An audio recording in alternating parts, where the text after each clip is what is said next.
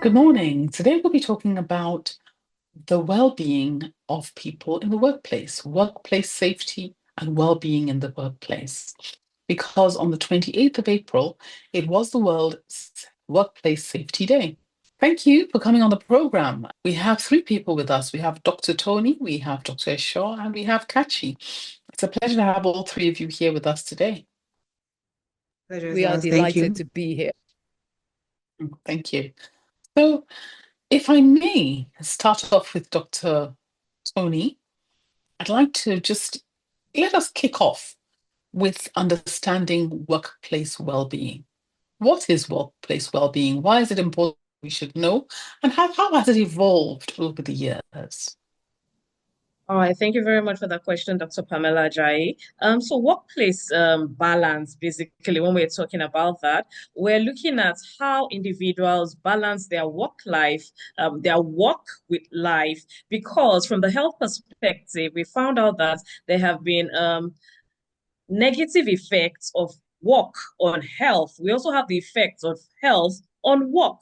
So it goes two ways. So there has to be a balance, even though there's a school of thoughts now that is shifting more towards work-life integration, because now a lot of people work from home. So it's a bit difficult to separate work from life entirely. So we'll talk more of work-life integration now. But when we're now talking about working smart, what it means to work smart, which is what we all should be aiming to do right now, it means that we need to optimize our productivity. And we're doing this while trying to minimize stress and the impact of work on our health, because like I mentioned, there are severe hazards in the workplace, physical, emotional, mental, mechanical, that have effects on our health, short term and long term.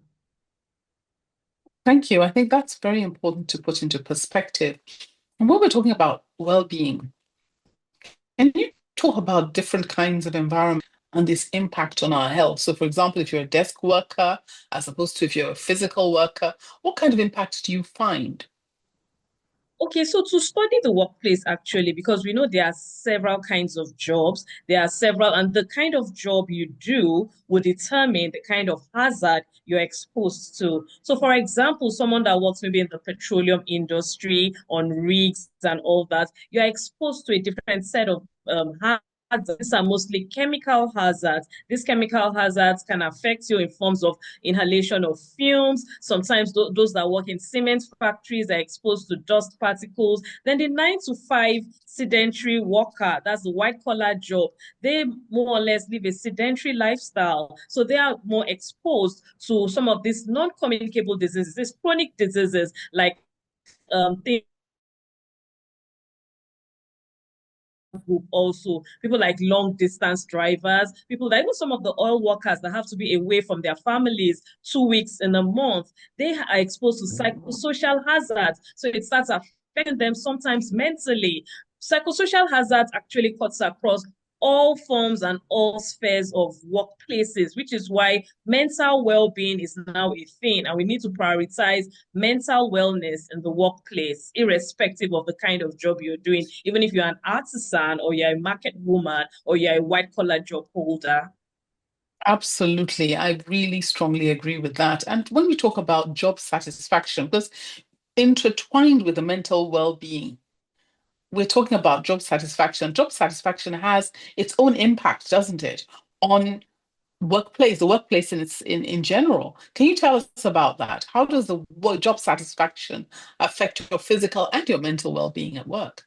Okay, so job satisfaction is very important. In fact, it's the most important thing when we talk about motivation to work, for one to be motivated to work. And I'll just deviate a bit and even say, like, also from the health perspective, that we've been complaining of brain drain. A lot of our doctors, nurses, healthcare workers are leaving the country. And a lot of people actually assume that it's because of salary or because the money is really small. But I beg to differ. And I would like to tell you that a lot of them are not motivated because they lack job satisfaction. So something as simple as motivating your staff and making sure that their environment is conducive enough and they have some of the peck can actually demoralize the staff. And once a staff is demoralized, the staff starts getting anxious, anxiety sets in because you probably do not know how you're going to pay your next bill. Depression could possibly set in. All these are mental health issues.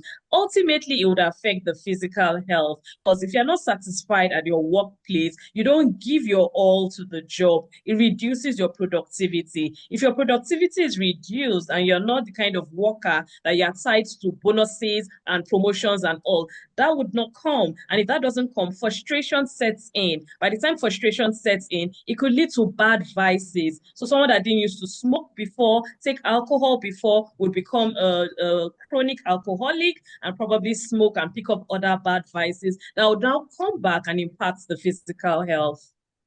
Wow, and that could be just like a vicious cycle, Yeah. one thing impacting the other and the productivity going down the drain. So there are a number of what are employers listening to this program, people who may be HR managers listening to this program. So what do you want them to take away when we're talking about well-being, when we're talking about workplace safety and well-being? What are the kinds of things you want them to be thinking of, particularly in the mental arena? Well, I think this is very important for employee and for employers that are especially those in the HR department. If you do not have a mental, so we don't even have to call it a mental, you could just call it a work wellness program. If you don't have that in place, I think it's high time that you need to start thinking about that. Dr. Pamela talked earlier on about the shift when we talk about workplace hazards and the kind of things going on in the workplace. Before we were concentrating, that's occupational health physicians, we're concentrating more on hazards like, oh, you're exposed to dust, you need to wear your personal protective equipment, you're exposed to this. So we're specific about the hazards. But now we found out that the psychosocial hazards, the effect on mental health of our workers is what is more important. So a wellness program has to be put into place. You can have support groups. There are some people that have similar issues that can come together in the organization and then rub minds together. Have flexible working hours because we found out that some of the stressors are external things like commuting to work, traffic, and all that. Work would really help. So also another thing is it's not, it won't really be nice to hand down strategy on the top to them. You need to know their pinpoint areas and areas in which some of them, it might just be to just have a crutch in your workplace to ensure that the mother, when she's nursing, she has somewhere to keep her baby so that her mind is fully on work and she can be more productive. So I really advocate for that wellness program. Once in a while, you can invite a psychologist, a counselor to come in, or you can even have, now that we're in an area of technology, there could be a chat bot or something that they can always chat with or talk with when they feel overwhelmed, when they feel fatigued at work and all that. So these are just some of the ideas, but there are so many things that as an HR personnel you can actually do. And you'll find out that most of this will them from your workers. Well, what about the stigma? Because like it or not, when you mention anything mental, people say, we really, wow, people don't want to come out and talk about these things. So it's one thing to say, okay, it's there and all that, but how do we get people to overcome this issue? And sometimes it's just a personal issue of stigma. They are stigmatizing themselves and they're imagining the stigma where there's no stigma. How do we get people to come out and talk about these issues so they can be addressed? Okay, so the first thing is by the time we make this a daily and irregular conversation, and then we could have things like mental health champions, or we rebrand it and say wellness champions at the workplace in each department. So everybody knows that I have this wellness champion, somebody I can just talk to about my wellness. Now we're not even using mental health, about my wellness. I mean, wellness, everything that encompasses wellness. I have someone I can talk to. That's fine. Other organizations have done the anonymous thing where you can send an email to like maybe Mr. Wellness or Mrs. Wellness, and you air out your mind, and Mrs. Wellness would reply to you on an anonymous basis. And then Lagos State also has it. So that's when it gets really severe. Lagos State has a toll-free line which you can call. It's called the Lagos Mind. Lagos Mind is in charge of Lagos Wellness, where you can call in and speak to. You don't even know, they don't know who they are speaking to. You don't know who you're speaking to. So you speak to them and let them know what you're going through, and they can come up with recommendations for you. So I think there are ways in which we can rebrand this thing so that it doesn't look like, oh, I'm talking to a psychiatrist or I have a mental health problem. And then by the time the reorientation starts, even workers will be our brother's keepers. So instead of saying that you have a difficult co-worker, you would be reorientated to know that my co-worker might be going through stuff and I might need to speak to her more nicely or try to find out what's going on. Even as bosses, when we see that absenteeism has become a thing, somebody that was not that used to deliver before is underproductive, you can dig further and from an empathic point of view, try to find out what is wrong. So it has to do with the whole reorientation of the work environment and So do you think that, I mean, are there courses? So for example, there might be somebody who's HR or an employer or, somebody wants to say, I want to know a bit more about this. So are there courses they can go on? How can they learn a bit more about this particular area? yeah, so there are many courses online, free courses where you can just learn about mental well-being generally. And then for an HR personnel, if you're not going to recruit and have a wellness expert in your organization, there are also free checklists online. There are things that you can download to know if someone is depressed. It's just a checklist. So you can send to your staff routinely, randomly, and it helps you know who you should pay more attention. Thank you very much. Thank you, my two leaders in the physiotherapy world, Dr. Shaw and Kachi. Let's start with you, Kachi, to talk about the issues relating to that. Can you tell us what is a micro break and how often should employees be taking them? Okay, so micro breaks basically are breaks, very short pauses that people take during disruptive breaks. And studies have shown that brief breaks basically improves attention span and cognitive function. So, breaks between 30 seconds to about 5 minutes, yeah, that's basically, and then you should take it as often. It's a very conscious and a very intentional effort from the employee. Okay, so that's from the employee, but what does the HR person say about that? Why are people slacking? What is, are these micro breaks things that are firmly established in the world so that when a person is taking their micro breaks, they don't have the rock of the establishment down on their neck? Oh, well, we do. I mean, the different corporations and organizations that have, basically tools put in place to enforce these micro breaks. HR would do their own part. We have nurses that come in, ring people, oh, you have to, stop, take your breaks. They have a way of enforcing the systems. They bring out stretches, pauses. You take this 20 minutes. You've been on this for 20 minutes. Let's have a 20-second break. Let's look out, let's stretch. And then look 20 feet away. So that's the 20-20 rule. You have to stop for 20 minutes, you look 20 feet away, and then, just all of these things are things that people do. So your HR, your nurses will call you, and they will have corporations that have tools that are enforced in the system that kind of shuts them down and then enforces them to take those breaks. Fantastic. Now, going into the tech world, nowadays, a lot of people are just sitting behind a desk, looking at computers, and there's something called the tech neck. How do we know if we've got it? All of us are looking at computers now, so we Okay, want to so know it's if we have it. And then oh once you yes, tell oh us yes. what So if we have it, then you can also tell us what we need to do about it. okay, so it's a repetitive strain injury basically, and it's caused by posture. Now you have this forward head posture that you are on. People can be on their phones for what, 30 minutes to an hour to hours on end, and you're just there. And so you develop that forward head posture, you keep on not just with your phones, studying, reading your books or your Bibles or your phone, even with your laptop, as I am like this. Now, if you look, I'm actually bent a little bit forward. So these things are basically postural, all right? And the only way you can do that, fix the whole thing is your posture. You have to be conscious and change posture, regularly. You have to use modification enhancements. Like if you're using your phone, you can use your AirPods, you can use voice recordings, send a voice note or a voice message.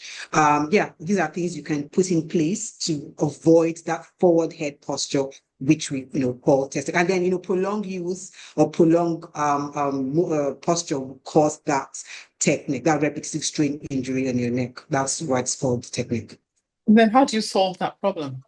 We have to come to you, the physiotherapist, to So solve that's it. what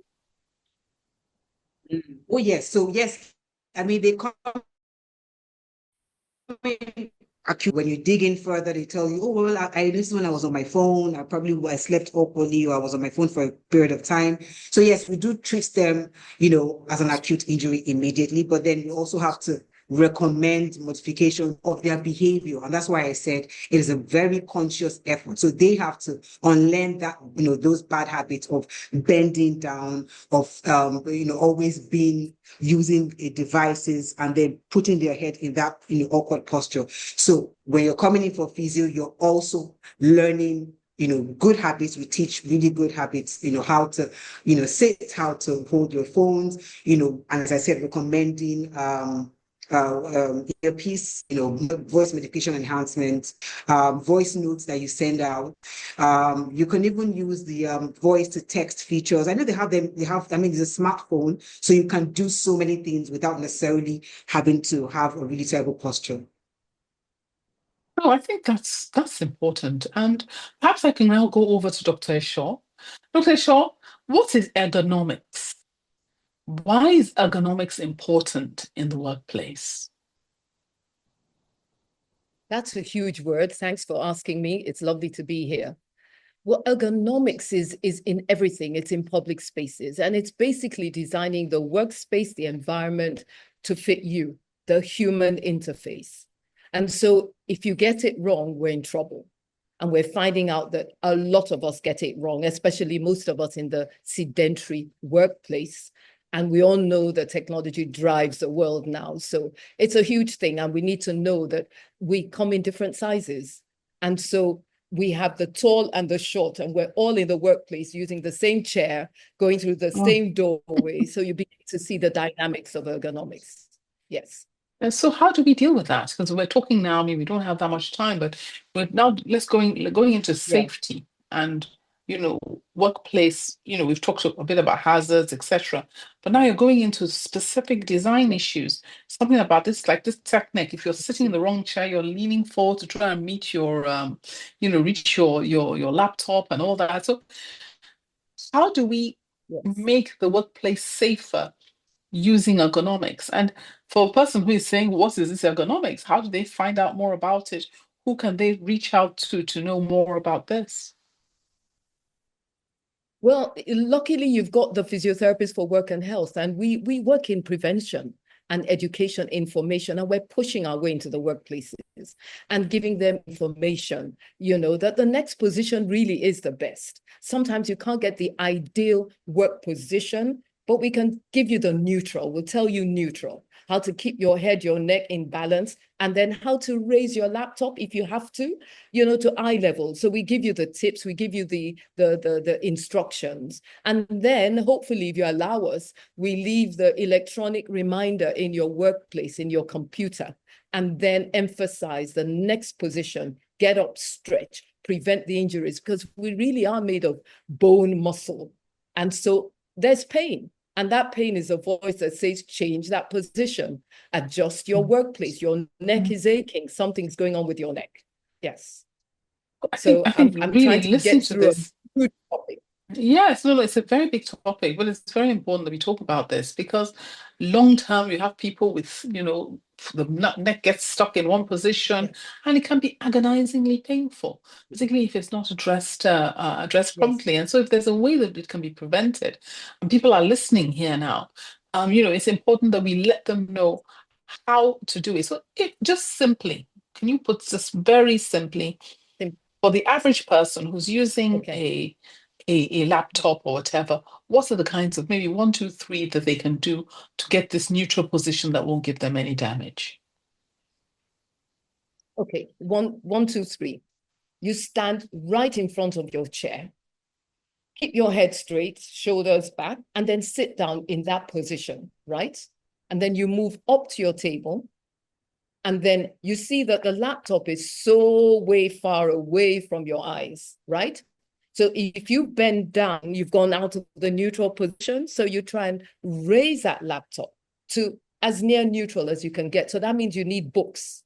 You need, electronic devices, support devices, and pile it up so that your eyes are neutral, almost level, 10 degrees lower at your laptop. The next thing you do is you watch what your arms are doing. Are the arms fully bent, or are they nicely relaxed into your 90 degrees? And you've got all this online. You actually have online features that help you get into position. So if that's not so, then if your elbows are too bent, you lower the table just a little, if you can. But a lot of tables come rigid, and that's the problem we have with ergonomics. And therefore, investment has got to be made.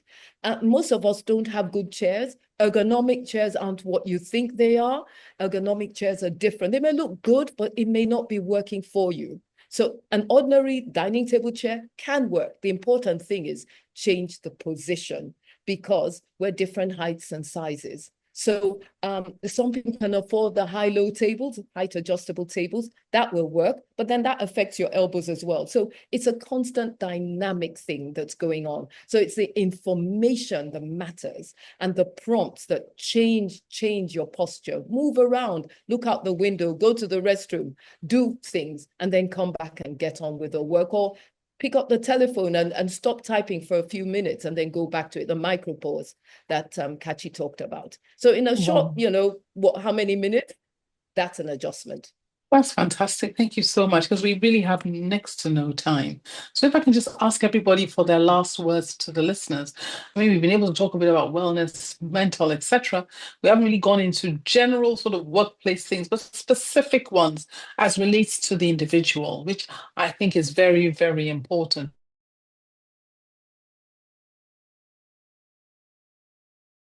Perhaps you could start off while we're with you, Dr. Eso. Yes, I'm passionate about prevention, and I'm also passionate about work, and I'm passionate about retirement and being healthy after work. That's what productivity is.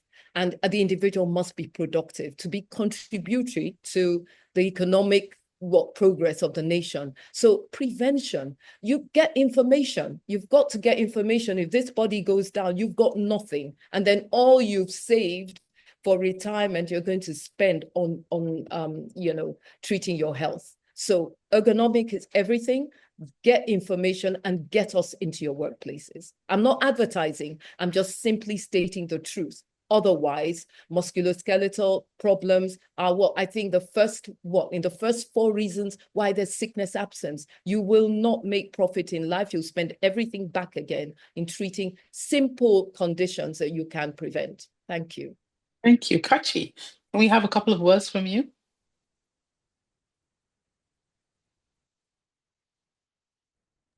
Oh, yes, just one sentence, which everyone has to remember, that the next position is the best position.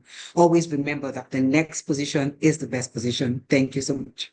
Dr. Tony, can you please give us your last words and also include a contact for that Lagos Mr. Mind so that people can reach out to him if necessary? All right, yeah. So my last words, workplace wellness is equally as important as every other aspect of our life, because we spend most hours at work. So we need to prioritize this. We need to take it very seriously. And I would also re-echo prevention. It's better to prevent some of these things than having to treat illnesses that have come up as a result of our workplace environment. And then finally, you can always go to www.lagosmind.org. That's the website. It's a 24-hour helpline where you can reach trained psychiatrists, and then counselors as well that I can speak to on any issue at all. So there are numbers on the website. They have an online chat system there, which you can chat with any time of the day. And workplaces can visit this also so that they can replicate such at their organizations and have trained personnel that can reach out to people in form of telemedicine. Thank you very much. Thank you. Thank you very much. Thank you for watching. Please like, share and subscribe for new video updates.